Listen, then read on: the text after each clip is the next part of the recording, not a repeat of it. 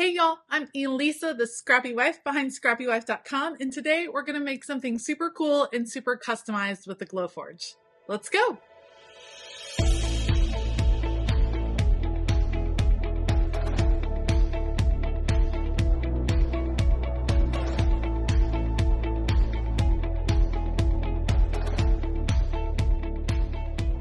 One of my favorite things to do is create customized gifts with the Glowforge. There's just something about having your name on an item or having a pattern that you love that makes it feel really special. And so I've really enjoyed creating those things on the Glowforge.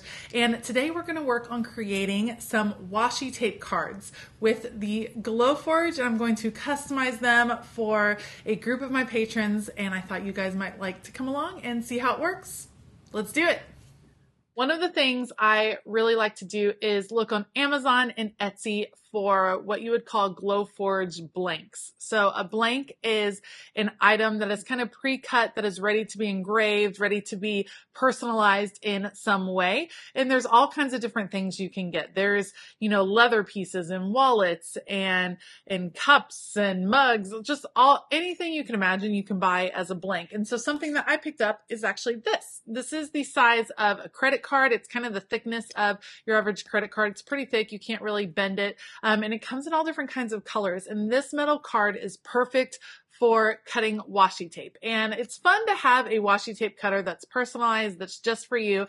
And so that's what I'm going to work with today. We're going to create a personalized washi cutter for a group of my patrons. And I thought you guys might like to check it out and see.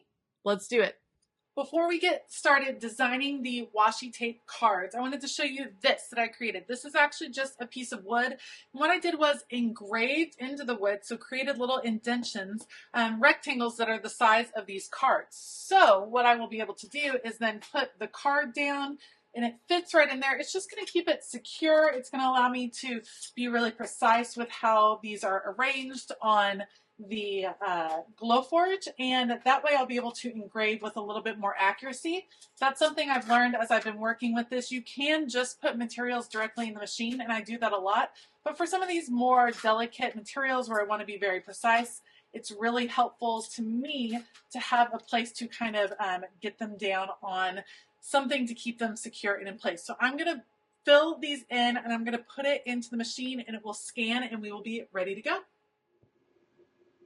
All right, so it has scanned. I can see all of those cards in here, and I have my design. This is one I actually picked out from the Design Access, like the design shop that you can purchase or get different projects and things from. And I'm just going to kind of reorient this. I want it to go off the edge of my piece right here. I think it could be a little bit shorter on this side. We have that, and then we have the name that'll be right in the middle. Let's make sure that those two things are centered in the middle. That's perfect. And we have a name right there. So that will be the design with the name right in the middle. I'm going to take those, copy, paste, and we're going to put it in front of all of these different cards. I love that it does the actual scanning for you so you can see exactly where your materials are, get them placed in the right place, just adjusting. So I'm going to do this, fill it in with new names, and then we'll go on from there. All right, so every time I do a project on the Glowforge, I learn something new. These are aluminum business cards, credit card type blanks, and engraving on them takes a really long time. So when I first started getting this project arranged and I sent it to print, it had over 24 hours for it to work, which is just not very feasible. So what I ended up having to do is kind of change the design a little bit and choose a scoring option. So scoring doesn't go quite as deep as engraving, but for these particular cards, it was kind of the same look in the end. And I just ended up changing some of the decoration or border around the card just to make it work a little bit better with that particular method. So that's what you're going to see cut here in just a second.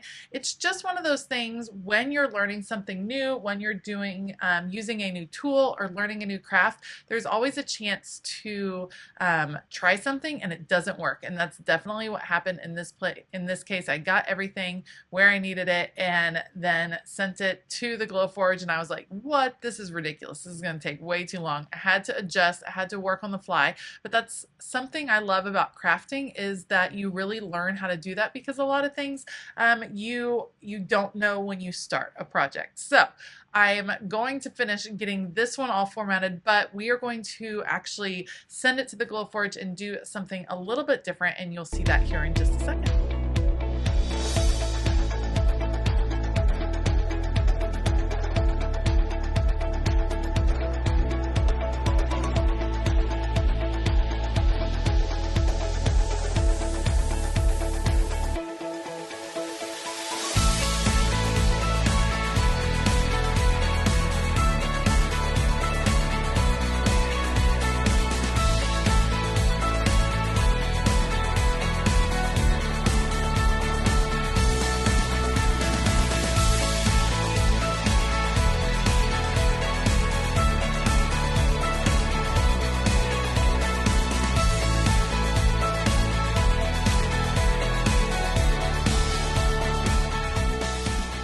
All right, so here is maybe not the final result, but the almost final result. I will most likely be adding something to the back of these, but I think they turned out really cute. Every time I do a project with the Glowforge, it's definitely a learning curve. I try different things. I discover what works. I discover what doesn't work. And I feel like that is a lesson we all take into our crafting, whether we're using new tools, trying a new craft, just doing something different.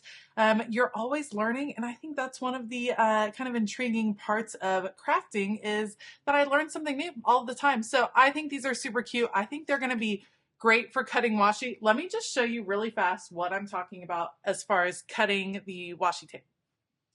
So what I mean with cutting washi is when you lay it down and you want it to have a very straight line on the edge, I take one of these cards and just trim it off. And it gives you the ability to cut your washi really easily without tearing like a super jagged edge if that's not what you're looking for. And I think it's a fun thing to do and just a cool thing to have. Another really good use for these is if you want to take washi on the go, is just wrapping them in like this. Taking some washi with you if you are traveling and maybe you want to take a few to work in your planner or in your journal while you're on the go, and it's labeled with your name. So that makes it really, really easy. All right, so thank you so much for coming along with me today as I explored a new project on my Glowforge. I want to give a huge shout out to all of my Patreon members. It's a fun little quirky, crazy community over there, and I am absolutely in love with it. So if you want to check out Patreon, there is always a link in the description box below. I'll link all of the things that I used today down there below as well. All right, I hope that you have a fabulous day. And as always, keep it creative.